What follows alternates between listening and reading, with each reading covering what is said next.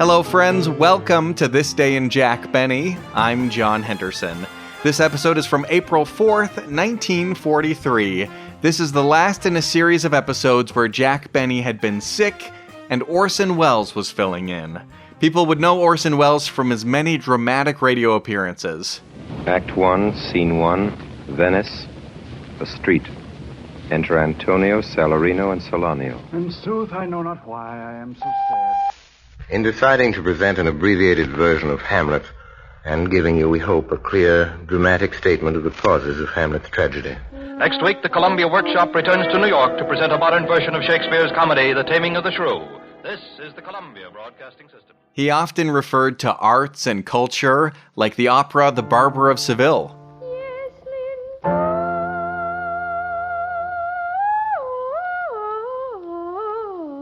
That was from his movie Citizen Kane. In this episode, they reference the Joyce Kilmer poem, Trees. But only God can make a tree. At the theaters, you could see the movie Casablanca, which repopularized the old tune As Time Goes By. Play As Time Goes By. And Alice Faye had a brand new movie called Hello, Frisco, Hello. Hello, Frisco, hello. Lovely Alice Faye, in the greatest triumph of her sensational career. Alice Faye was married to Phil Harris from here on The Jack Benny Show. Also on the radio, you could hear Lum and Abner. Hello, John 'em Down Store. This is Lum and Abner. They mentioned the red-haired burlesque performer Betty Rowland, known as the Ball of Fire. There's some terminology that was specific to the time period. A wolf was a man who was an aggressive woman chaser, hence the wolf whistle. You better get the best. And a glamour boy was an attractive, impressive young man. I'd like to take you to Piro's.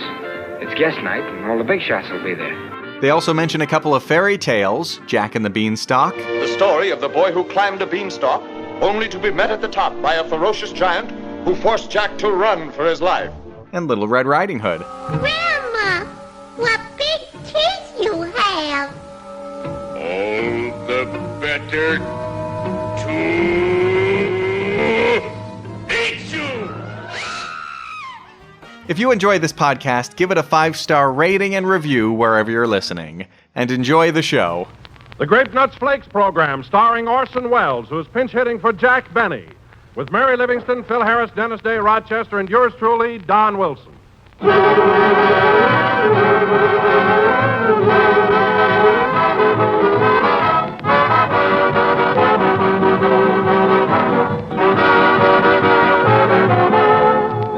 Friends, you've all heard that line about stretching a point, haven't you?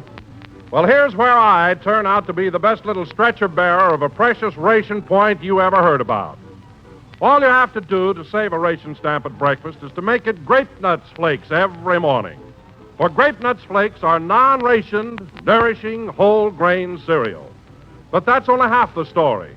You'll also find Grape Nuts Flakes are a whole box full of particularly tempting, toasty brown goodness.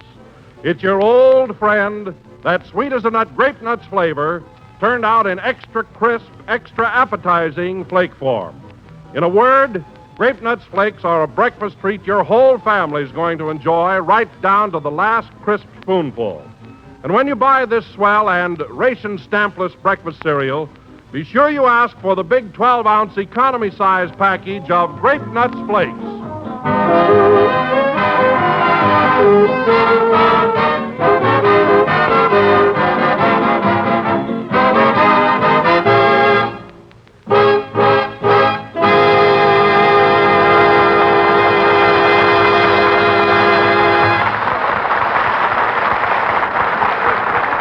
That was Night Train to Memphis, played by the orchestra. And now, ladies and gentlemen, once again, we take you to the little drugstore near the NBC building here in Hollywood, where our whole gang always gathers for a bite to eat before the show. The time, exactly 15 minutes before this broadcast. Take it away, drugstore. All right, Cliff. Yes, Gilroy. How's that three-decker sandwich coming along? Fine. I'm just putting the poop deck on it. Here you are. Radcliffe, that's a beauty. Well, here comes Don Wilson, and Phil Harris is with him. That old-time glamour boy.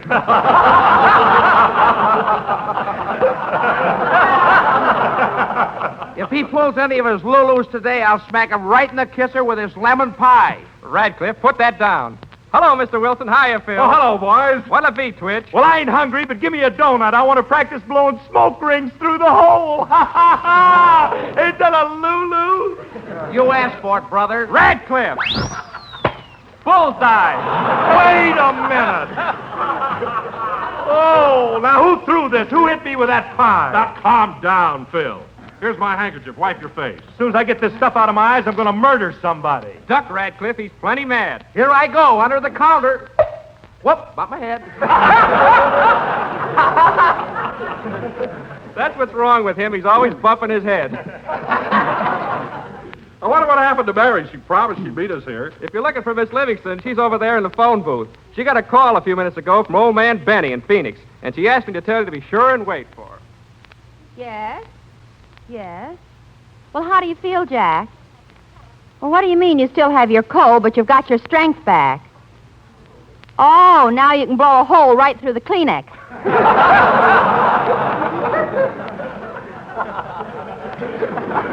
Say, Jack, when will you be back on the show? Next Sunday?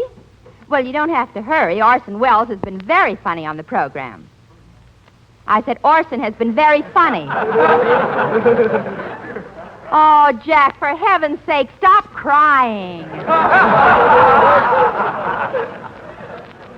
Of course we'll be glad to see you again. Goodbye. What's that? No, Jack, I won't. I don't care. I won't do it. I will not send your old sailor suit so you can get a cut rate on the train. Goodbye. Oh, hello, Don. Phil. Hello, Mary. Hiya, Mary. Phil, I'm ashamed of you. What's the idea of giving yourself a shampoo here at the counter? That ain't no shampoo. It's lemon pie. I just walked in and pulled the gag, and that Radcliffe let me have it. Let you have it? Yeah, and I only said, I ain't hungry, but give me a donut. I want to practice blowing smoke rings through the hole. I love it, love it, love it. Radcliffe! Now cut that out! Here's my handkerchief again, Phil. Oh, by the way, Mary, what did Jack have to say? Oh, he feels fine now. He'll be back on the program next week. Well, I'll be glad to see the old boy, but I'm sure going to miss Orson. You know, him and me was getting to be cultural buddies. What do you mean? What do you mean, Phil? Cultural buddies? Well, one night we go to an opera, and he explains The Barber of Seville to me. And then the next night we go to a burlesque show, and I wise him up on Betty rolling that ball of fire. What? Well, we got sort of a lend-lease on brains agreement, kind of. Oh, comb the pie out of your hair. Hello, Dennis. Hello, Miss Livingston. You know what, Dennis? Jack will be back on the show next week. Jack who? Jack and the Beanstalk. Who? Jack and the Beanstalk. That'll be a novelty, if nothing else. Oh, quiet. Well, look who's coming in. It's Miss Harrington, Orson's secretary. Oh, hello, Miss Harrington. Hello, Mr. Wilson. Good afternoon, everybody. Hiya, Muscles. Oh, young man, will you please take an order? Yes, ma'am. Mr. Wells will be here shortly for a malted milk with an egg in it. And the egg must be absolutely fresh. Yes, ma'am. Oh, Radcliffe. Yes, Gilroy. One fresh egg. One fresh egg coming up. Get busy, Gwendolyn. Give out.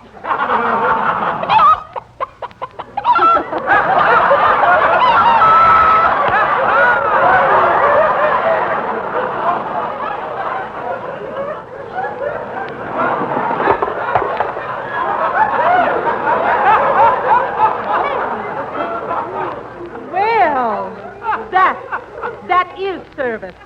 My, what a beautiful egg. Attention, everybody. Mr. Wells is approaching.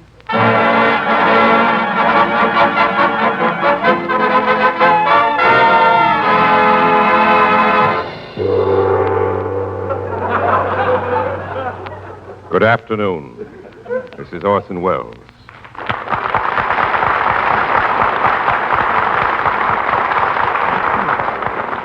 Well, Mary, what do you hear from Jack? Have you talked to him lately? Yeah, I just had him on the phone. Jack's feeling fine now and says he'll be back on the show next week. Well. Looks like you'll have to hit the road, Bub. Dennis. Naturally, now that Jack feels better, he should resume his rightful position. As for myself, I shall fold my tent like an Arab and silently steal away. When you put it that way, Orson, I can sob. Thank you, Phil. Thank you. Oh, Miss Harrington, did you order me a malted milk with an egg in it? Yes, Mr. Wells. And are you sure the egg was absolutely fresh? Yes. I was here for the unveiling. Excellent. Oh, Orson, I'm afraid you won't have time for that malted milk. We're due on the air in just a couple of minutes. Very well, then I shall have it delivered to me, oh boy. Yes, Mr. Wells? I want this malted milk delivered to Studio B as soon as possible. We'll bring it right over, Mr. Wells. Hey, wait a minute, Gil. We ain't no carrier pigeons. Get back under that counter. Yes, Mr. Wells. That's not an egg, Gwendolyn. That's his head. That's his head. Gwendolyn, control yourself. Hurry up, Orson. We'll be late for the show. Follow me, everybody. Last one in the studio is an old tomato.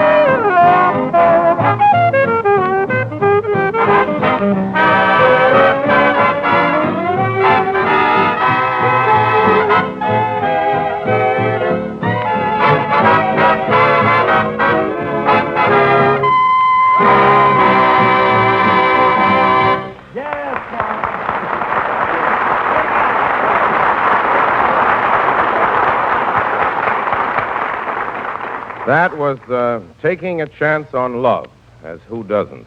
Phil Harris was standing in front of the orchestra, and,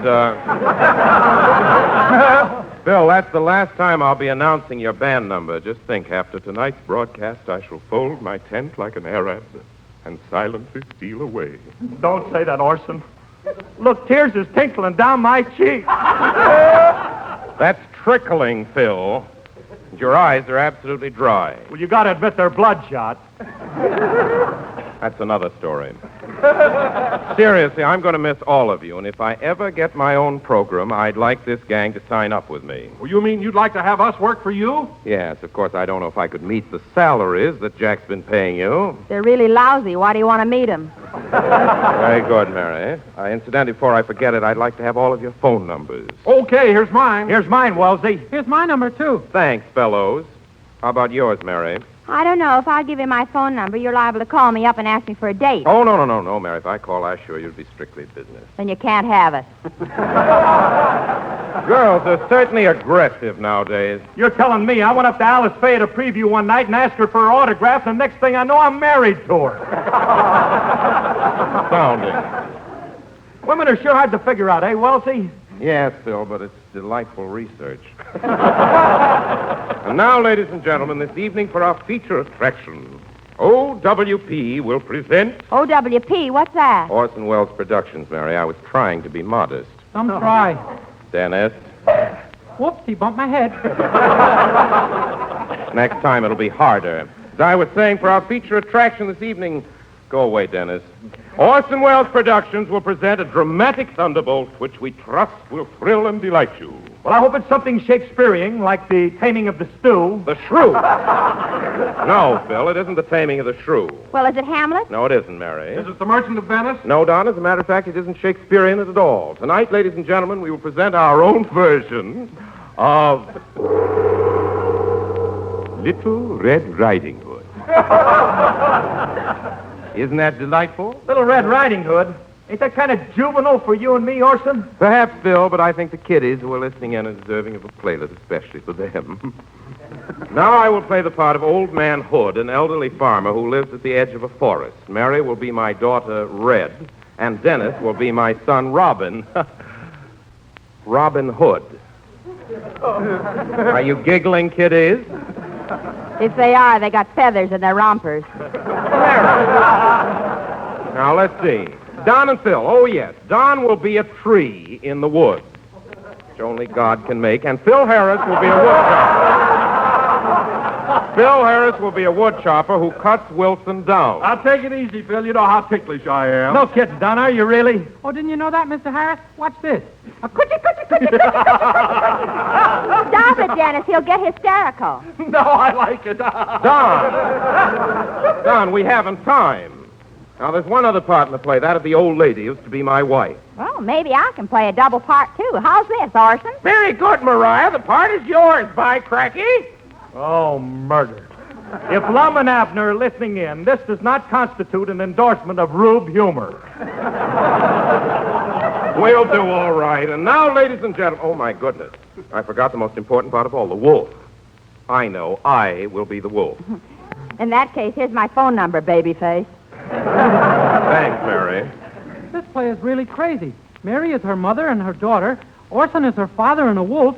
And Wilson is a tree that giggles. I worry about things like that.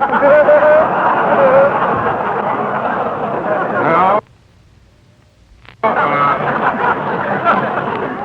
Dennis, there's no need for you to tax your mind. What are you going to sing tonight? A song. A song. That's fine. And what's the name? Dennis Day. The name of the song! I'm going to sing As Time Goes By, and I dedicate it to a little girl who stole my wristwatch. Well, that's a short story. Go ahead, Dennis. Make it a Lulu. Second, I'll take it. Hello?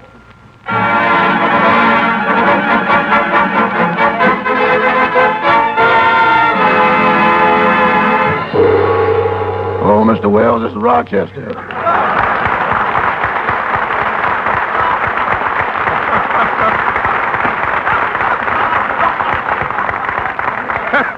Hello, Rochester. What do you want? I called up to tell you that I'm leaving your employ after 4 weeks of sheer bliss. Yes, I understand that Mr. Benny is coming back, but Rochester, isn't there any way you can stay and be my butler? I don't think so. I got a contract with Mr. Benny that takes me up to and within the pearly gates.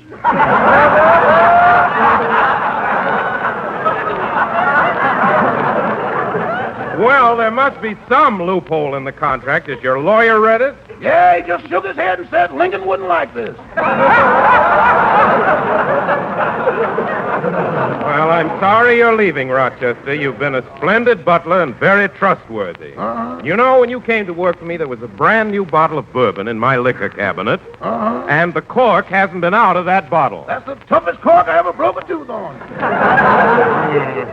Well, in spite of that, Rochester, I'm certainly sorry that you're leaving me. Goodbye. Goodbye. Oh, Mr. Wells. What is it, Rochester? Just think, tonight I shall fold my tent like an Arab and silently steal away. That's my material. Yes, I know. I'm tired of that tent. I'm going to get myself a room. So long, Mr. Wells. Goodbye, Rochester. And now, ladies and gentlemen, before Dennis sings his song, I have a message of importance for all of you. Tomorrow, your B ration stamps, that is, the red ones, may be used for purchasing meats, cheese, or fats. This is your second set of red stamps, the B stamps, in Ration Book 2. You have a whole row of them to use this week in 8, 5, 2, and 1-point values, totaling 16 points in all for each person. Spend your ration stamps wisely and supplement them as much as you can with the plentiful, nourishing, unrationed foods. That was very good, Don. You should hear what I could have done with it. Go ahead and sing, Dennis.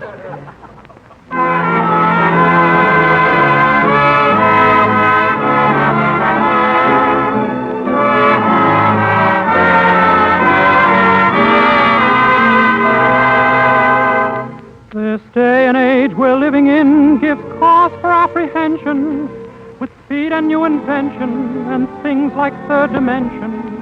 Yet we get a trifle weary with Mr. Einstein's theory, so we must get down to earth, at times relax, relieve the tension.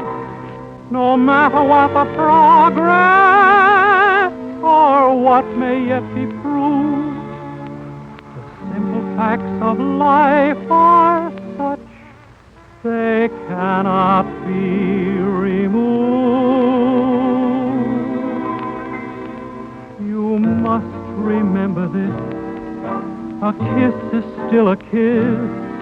A sigh is just a sigh. A fundamental things apply as time goes by.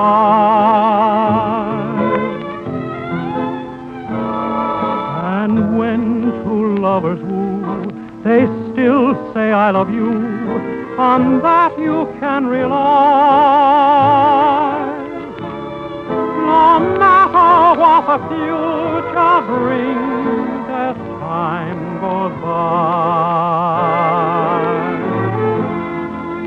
Moonlight and love songs never out of date, hearts full of passion, jealousy, and hate. Woman needs man, and man must have his mate. That no one can deny. It's still the same old story, a fight for love and glory, a case of do or die. The world will always welcome lovers as time goes by.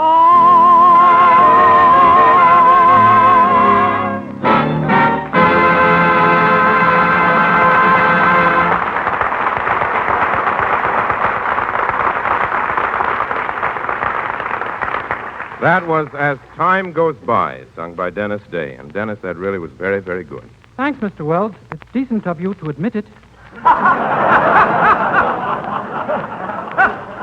What's so decent about that? You have a marvelous voice. There's no getting away from it. Well, if it's so marvelous, why do you want to get away from it? I don't want to get away from it. I paid you a compliment, you little brat. Oh. And now, ladies and gentlemen, on second thought, Dennis, here's your phone number back. And now, ladies and gentlemen, for our feature attraction, Little Red Riding Hood. Say, Orson, I just thought of something. Who's going to be the grandmother? You know, that old dame that gets ed up by the wolf. Phil, you're giving away the plot. Darn it, I had to open my big mouth. However, Phil, I can't tell you who plays the part of Red Riding Hood's grandmother. That's our big surprise. So here we go with Little Red Riding Hood. The play opens in the farmhouse of old Mr. and Mrs. Riding Hood. It is a cold Christmas Eve long, long ago. And outside, the wintry wind is howling.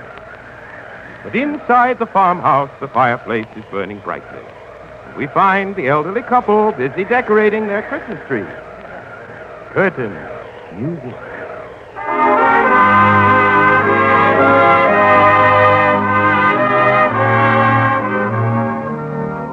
Well, Ma, that Christmas tree sure is a beauty. Yeah, it sure is pretty there, all lit up. Where's my jug? I'm getting lit up myself tonight. Ain't that a Lulu? Ma, that pie was for supper. Well, it's up to your face. Start eating. Come in. Hello, Pa. Hello, Ma. Hello, son. Are you through with your chores, son? Yep. Did you milk the cow? Sure did. I creamed her, too.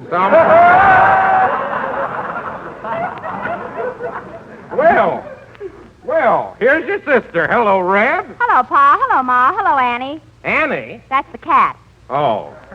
Say, we were worried about you, Red, out there alone with all those wolves. Yeah, did any of them come close to you? How do you think I got this fur coat? Mighty pretty. That must be Grandma calling. I wonder how her cold is coming along. I wonder who... And I'm coming. Hello, Grandma. How you feeling? I feel terrible, son. How are you? Your cold seems to be getting worse. Say, Grandma, have you been drinking your cough medicine? Yes, and I'm loaded. Now, Grandma, behave yourself. I want you to get in bed right away. Okay, I'll jump in the next time it comes around. You'd better. Now, I'll send Red over with some hot soup for you. Good. Have her bring some cigars, too. All right. Goodbye, Grandma. Goodbye, son. Now, Red, take this hot soup over to your grandma's and be careful going through the woods, Red. Okay. So long, Pa. So long, Ma. Goodbye, Annie, Joe, and Pete. Joe and Pete? Annie just had kittens. And right in my hat. Look out for the wolves, Red. Okay. So long, everybody.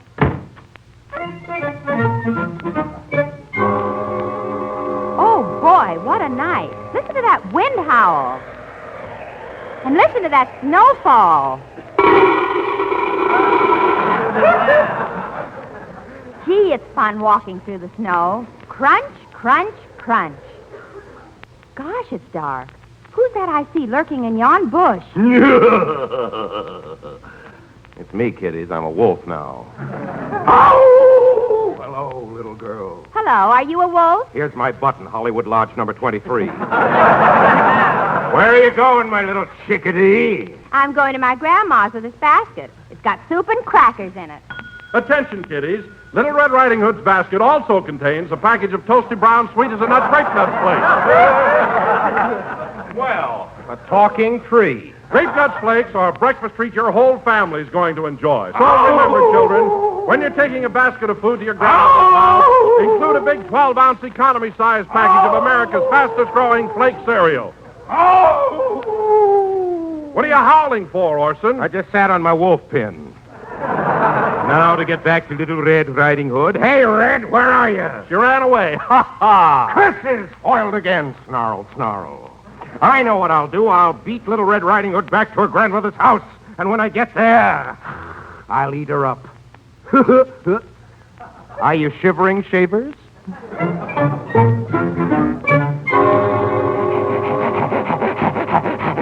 This must be the place. And now to get in. Who's there? It's Little Red Riding Hood. Gosh, you've got a cold, too. Come in. Hello, Grandma. You're not Little Red Riding Hood. You're a wolf. Yes, I'm a wolf, and I'm going to eat you up. Yum, yum, yum. Help! Now, hold still. It'll be over in a minute. Shall I take my boots off? No, I like boots and all. Here you go. I just ate Grandma, kiddies. Darn those shoes. That must be Little Red Riding Hood now. I know what I'll do. I'll put on this nightcap and get under the covers. That'll fool her.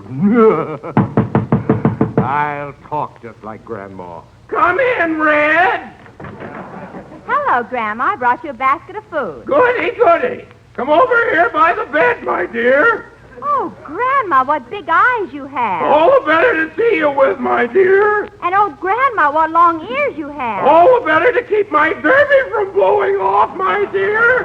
And, oh, Grandma, what sharp teeth you have. All the better to eat you with, my dear. You're a wolf. Where's my grandma? I swallowed her, and you're next.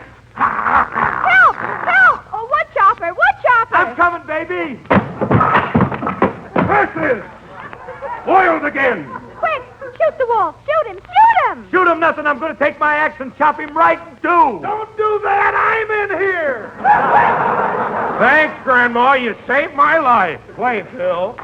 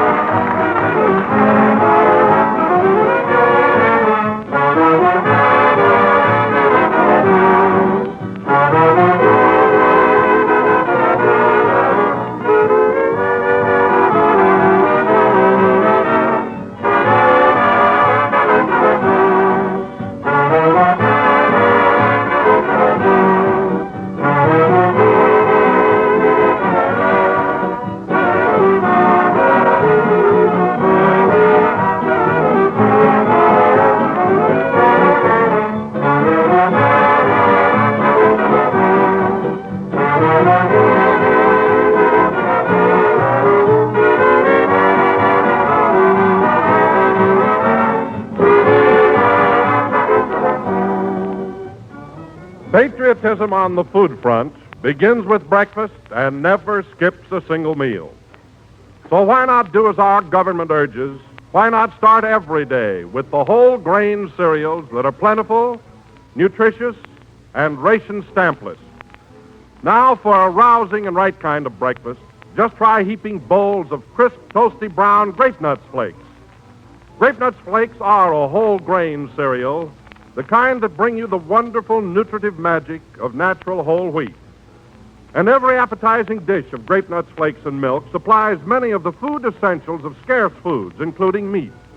Essentials such as proteins, iron, phosphorus, calcium, plus those two important B vitamins, niacin and B1. So you'll have fewer problems getting the proper food values into the rest of the day's ration menus if you serve Grape Nuts Flakes, not only at breakfast, but as a dish for light lunches, suppers, or bedtime snacks. Eat plenty of whole grain cereals, friends. Remember, they can help to make up for many of today's food scarcities. And delicious, thrifty Grape Nuts Flakes is one of your very best bets.